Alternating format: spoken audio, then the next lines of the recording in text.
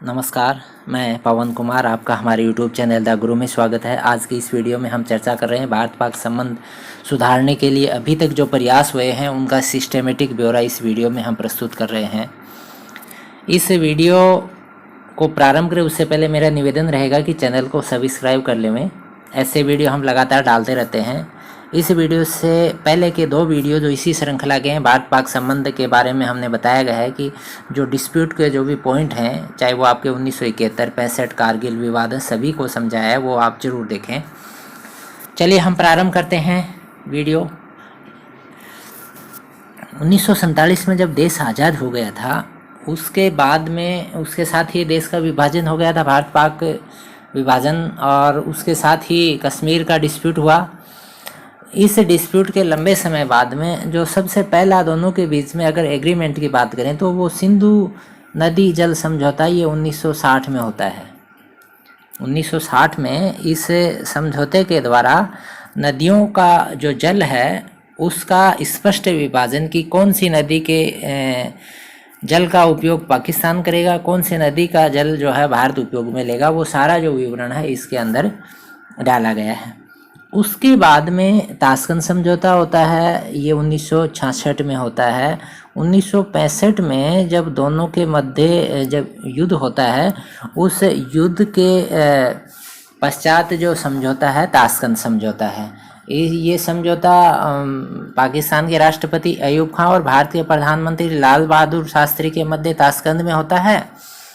इसके बाद में जो अगला महत्वपूर्ण एग्रीमेंट है वो है शिमला एग्रीमेंट 1972 में, शिमला समझौता। ये 1971 की जो लड़ाई हुई थी, उस लड़ाई के बाद में दोनों के बीच में शत्रुता को कम करने के प्रयास से ये समझौता हुआ। इसमें भारत का प्रतिनिधित्व यहाँ के प्रधानमंत्री इंदिरा गांधी ने किया था और पाकिस्तान का प्रतिनिधित्व वहाँ के प्रधानमंत्री जुल्फिकार अली भुट्टो ने किया था। उसके बाद में ये जो 2 समझौते हैं, इन दोनों समझौतों के बाद में जो समझौतों की जो श्रृंखलाएँ आगे चली, उसके अंदर त्रिपक्षीय समझौता होता है 1974 में। इस त्रिपक्षीय समझौते के अंदर बहुत सारी बातें डाली गई थी, जिसमें युद्धबंदियों की समस्या का समाधान है, आपके डाक है, तार, यात्रा, इन सभी विषयों के ऊपर है बातें हुई। व्यापार समझौते, इन सब के ऊपर भी बात करी गई। उसके बाद में 1976 में कूटनीतिक संबंध पुनः प्रारंभ करने का प्रयास किया, क्योंकि 1971 के युद्ध के पश्चात दोनों देशों के बीच में कूटनीतिक संबंध जो है बंद हो चुके थे। उनको वापस प्रारंभ किया 1976 में। उसके बाद में 1978 में सलाल जल संधि, ये एक एग्रीमेंट होता है। इसके ये सलाल जल विद्युत परियोजना के संबंध में ये दोनों देशों के बीच में जल बंटवारे का जो है विवरण इसके अंदर दर्शाया गया है। इसके बाद में जो क्रम आगे चलता है उसमें 1979 में पाकिस्तान ने सेंटो की सदस्यता छोड़ दी थी। ये भारत के लिए बहुत अच्छी खबर थी। और उसके बाद में इसी साल हवाना में जो शिखर सम्मेलन हुआ था, उस सम्मेलन में पाकिस्तान को गुटनिरपेक्ष की सदस्यता प्रदान की गई। तो इससे पाकिस्तान जो है वो एक सैनिक गठबंधन जो सीटो सेंटो उस समय चलते थे, उनसे दूर हुआ और गुटनिरपेक्ष का सदस्य बना। इससे दूसरे देशों को भी भारत और पाक के बीच में सकारात्मक पहल की आस जगी। इसके बाद में जो अगली महत्वपूर्ण बात होती है, 1985 में राजीव गांधी और जियाउल हक, ये पाकिस्तान के राष्ट्रपति थे। इन दोनों के बीच में जो एग्रीमेंट होता है, 6 सूत्री समझौता होता है। इस समझौते के अंदर बहुत सारी बातें दोनों इसमें डाली गई हैं कि वो एक दूसरे के परमाणु ठिकानों पर हमला नहीं करेंगे, संबंधों को, आर्थिक संबंधों को पुनः सुधारने का इसके अंदर प्रयास किया गया। और उसको लेते हुए 1986 में मुक्त व्यापार पुनः प्रारंभ हुआ। मुक्त व्यापार जो है वो रुक चुका था, वो वापिस प्रारंभ हुआ और ये अच्छी पहल थी 1986 के अंदर दोनों देशों के बीच में, जिसमें क्या हुआ कि व्यापार बहुत बढ़ा, सीधी हवाई सेवाएं पुनः प्रारंभ हुई और सुविधाएं बढ़ाने के ऊपर भी सहमति बनी। काफ़ी सकारात्मक बातें यहाँ पर इन दोनों नेताओं के समझौते के बाद में निकल के आई। इसके बाद में 1988 में पाकिस्तान में बेनजीर भुट्टो की सरकार स्थापित हो जाती है और ये जो सरकार है, इस सरकार को भारत ने भी ये माना कि पाकिस्तान में लोकतांत्रिक सरकार जो है स्थापित हुई है तो कुछ सकारात्मक बातें होंगी और इसी सकारात्मकता को लेते हुए लोगों में आस जगी और इस आस का ये रिजल्ट आया कि शिमला समझौते के महत्व को बेनजीर सरकार ने स्वीकार किया। ध्यान देना, बेनजीर सरकार ने माना कि हम शिमला समझौता हुआ था, उस समझौते की बातों को आगे ले जाके दोनों देशों के बीच में संबंधों को सुधारेंगे और उसके बाद में काफ़ी गैप आया समझौतों का बीच में और 1999 में ये साल जो है ये सकारात्मक भी थी, नकारात्मक भी रही। इसमें अटल बिहारी वाजपेयी ने लाहौर की बस यात्रा की थी और ये लाहौर और दिल्ली के बीच में बस प्रारंभ हुई थी। लाहौर दिल्ली के बीच में बस प्रारंभ हुई, वाजपेयी जी ने लाहौर की यात्रा की और उस समय पाकिस्तान के पीएम थे नवाज शरीफ। उन दोनों ने लाहौर में घोषणा पत्र जारी किया। उस घोषणा पत्र के अंदर बहुत ही सकारात्मक बातों का उल्लेख किया गया और उन बातों से ये स्पष्ट झलकता था कि जो दोनों देश हैं वो काफ़ी सकारात्मक रहेंगे भविष्य के लिए। लेकिन इसके तुरंत पश्चात ही बड़ा विवाद हो गया, कारगिल का युद्ध। ध्यान देना, कारगिल का युद्ध हो गया था 1999 में। वाजपेयी जी ने लाहौर की यात्रा की, उसके कुछ समय बाद में कारगिल का युद्ध हुआ।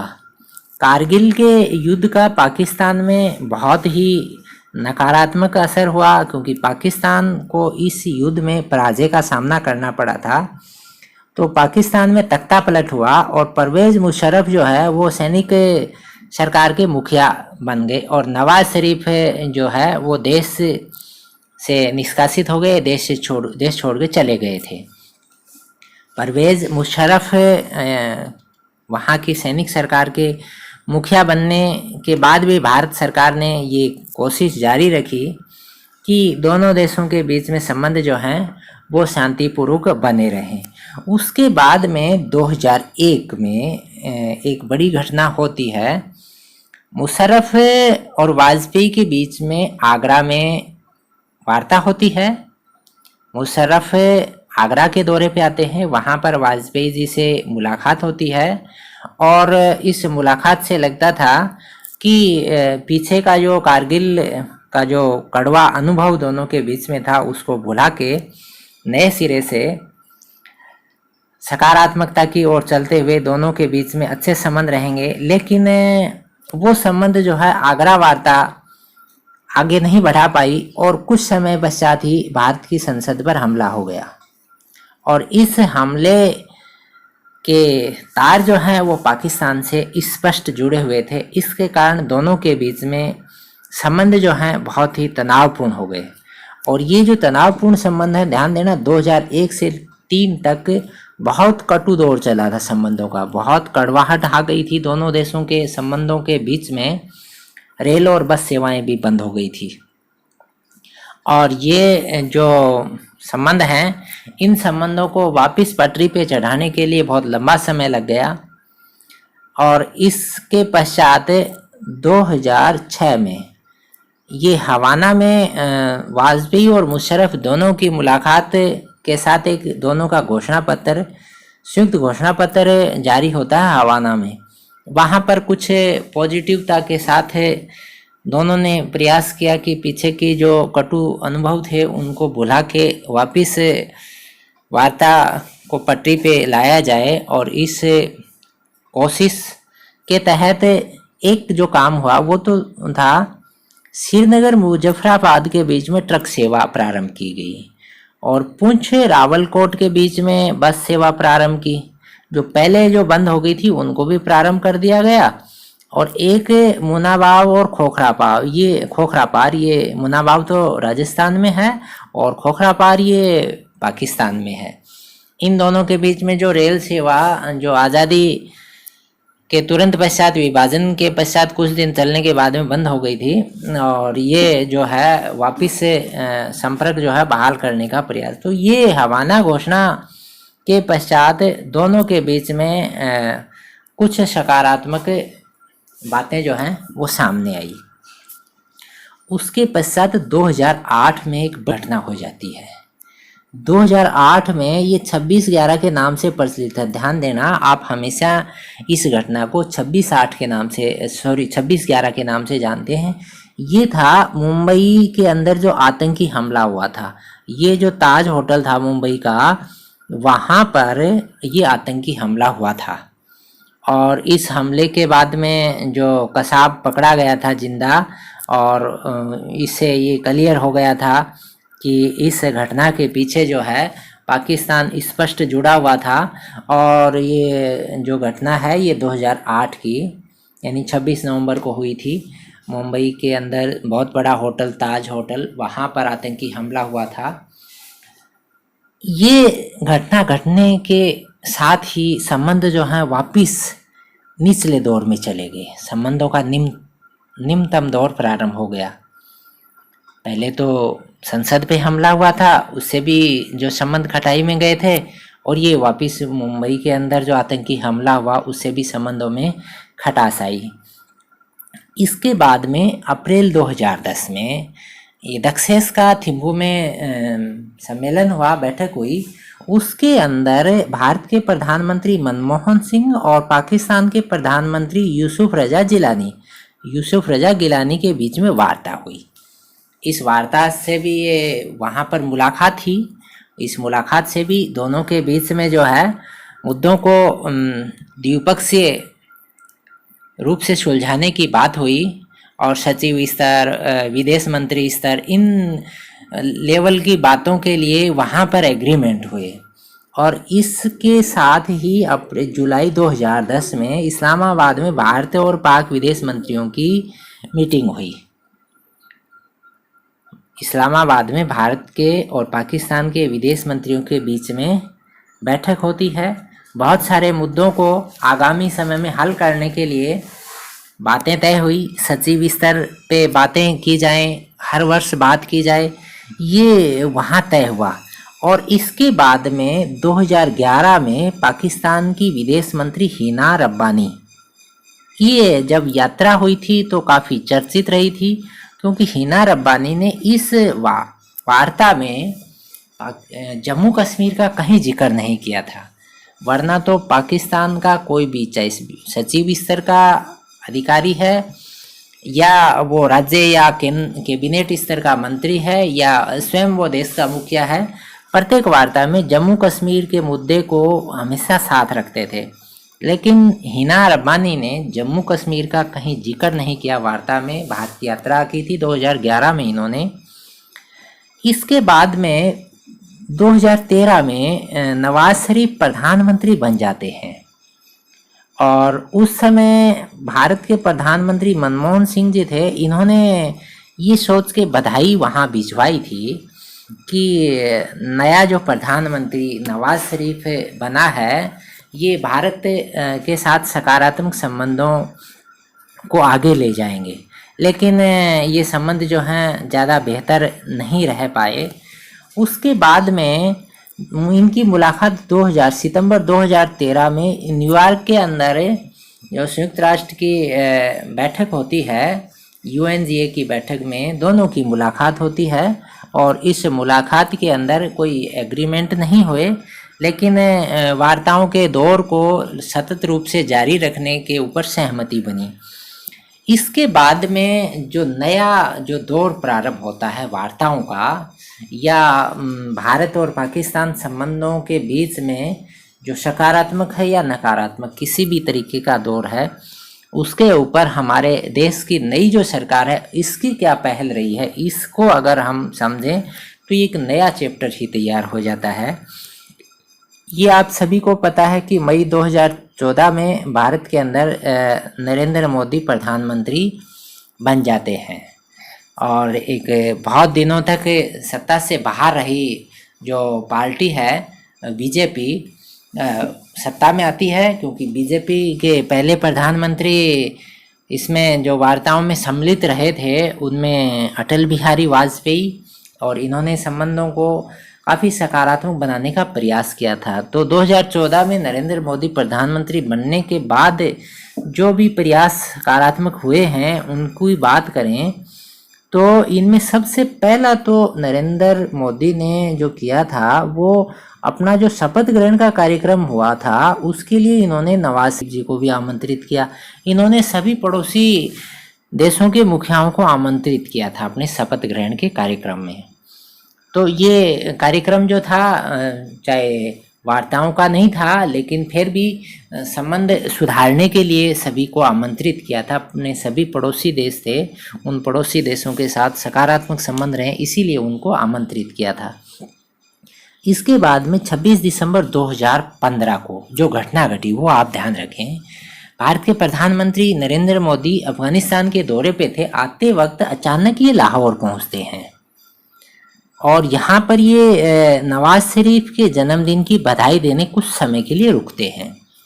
ये सिर्फ एक नैतिकता के हिसाब से कि पड़ोसी देश का जो प्रधानमंत्री है उस प्रधानमंत्री को किस तरह से सकारात्मक किया जाए, जो पुरानी कड़वाहट थी उनको दूर करके और नए सिरे से वार्ताओं का दौर प्रारंभ किया जाए, इस उद्देश्य से भारत के प्रधानमंत्री वहाँ पर गए। नवाज शरीफ के जन्मदिन पे इनको मुबारकबाद देने गए और साथ में इनकी जो नातिन थी उनको भी आशीर्वाद दिया था। तो ये जो कार्यक्रम था, इस कार्यक्रम के सकारात्मक पहलू क्या रहे, नकारात्मक क्या रहे, उनकी भी हम बात कर लें। देखो, ये दिसंबर में वो गए थे और उसके बाद में जनवरी 2016 में ये सबसे बड़ी घटना होती है। पठानकोट के अंदर जो एयरफोर्स का एयरबेस था वहाँ पर बड़ा आतंकी हमला होता है। ये नई सरकार के पश्चात का सबसे बड़ा आतंकी हमला होता है। बहुत कैजुअल्टीज होती हैं, फौज को बहुत भारी नुकसान उठाना पड़ता है। इस हमले के पश्चात भारत की सेना ने पीओके के अंदर सर्जिकल स्ट्राइक की, इसकी बार बार चर्चा होती है। सर्जिकल स्ट्राइक जो पीओके है, पाक ऑक्यूपाई कश्मीर, पाक अधिकृत कश्मीर, उसके अंदर जो आतंकवादी ठिकाने थे उनको भारतीय सेना ने नष्ट किए। तो ये जो था पठानकोट के बाद में भारतीय सेना का बहुत सकारात्मक प्रतिक्रिया, दुश्मन को दुश्मन की भाषा में समझाने का प्रयास किया इन्होंने। इसके बाद में सितंबर 2016 में उड़ी के अंदर आतंकवादी हमला हो जाता है और इसके बाद में बड़ा फरवरी 2019 में पुलवामा में एक बड़ा आतंकी हमला होता है। इसके अंदर 40 सीआरपीएफ के जवान जो हैं वो शहीद होते हैं। ये बहुत बड़ी जो है कैजुअल्टीज़ थी फौज के लिए। और इसके पश्चात भी भारत ने तीखे शब्दों में शत्रु की आलोचना की, लेकिन सर्जिकल स्ट्राइक जैसी वापस कोई स्ट्राइक नहीं हो पाई और उसका अफसोस सभी को अभी तक है। इसी बीच में मुलाकातें भी होती रही हैं। अब बीच की मुलाकातों की बात करें तो रूस के अंदर उफा में ये एससीओ संघाई शिखर सम्मेलन, तो इसके अंदर बहुत सार्थक बातें हुई हैं, मुलाकात के अंदर ही हुई हैं। और ये मोदी शरीफ की मुलाकात यहाँ होती है। इस मुलाकात के अंदर उस पुरानी कड़वाहट को, बीच की कड़वाहटों को दूर करने की कोशिश की गई है। और फिर पाकिस्तान के नए प्रधानमंत्री 2018 में बन जाते हैं। ये ध्यान रखना कौन है? इमरान खान। इमरान खान पाकिस्तान के नए प्रधानमंत्री बन जाते हैं और वर्तमान में भी यही हैं। इन दोनों के बीच में भी एससीओ सम्मेलन जो बिश्केक किर्गिस्तान में होता है, वहाँ पर जून 2019 में इस सम्मेलन में मोदी और इमरान खान की मुलाकात होती है।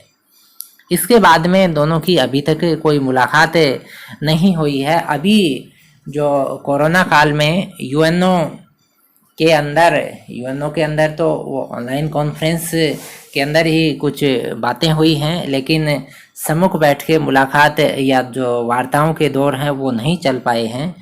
तो वर्तमान की जो स्थितियां हैं, उन स्थितियों में ज़रूरी है कि मुलाकात के दौर जो हैं वो और आगे बढ़ाए जाएं। अभी बीच में जो घटनाक्रम घटा है उसके अंदर अगस्त 2019 में जो सबसे बड़ा काम होता है वो जम्मू कश्मीर में भारत की सरकार ने धारा 370 जो है हटा दी है और जम्मू कश्मीर का राज्य का दर्जा है वो भी समाप्त कर दिया है। ये जो दो काम होने से, धारा 370 हटाने से और राज्य का दर्जा खत्म करने से, पाकिस्तान को जरूर तिलमिलाहट हुई है और इस तिलमिलाहट को वो किस रूप में आगे लेके जाएगा ये आने वाला समय बताएगा। लेकिन वर्तमान में जो दोनों देश जिस तरीके से महामारी से लड़ रहे हैं, कोरोना से लड़ रहे हैं, इस बड़े संकट के अंदर दोनों के बीच में आपस में बड़ा सैनिक तनाव नहीं हुआ है, नहीं कोई वार्ताएं हुई हैं। सभी प्रयास कर रहे हैं कि जिस तरह से धारा 370 हटी है जेएंडके से, वैसे ही जो पीओके है उसके बारे में भारत सरकार जो है जल्द ही पाकिस्तान के साथ बैठ के वार्ता करके कोई डिसीजन लेगी। धन्यवाद। जय हिंद।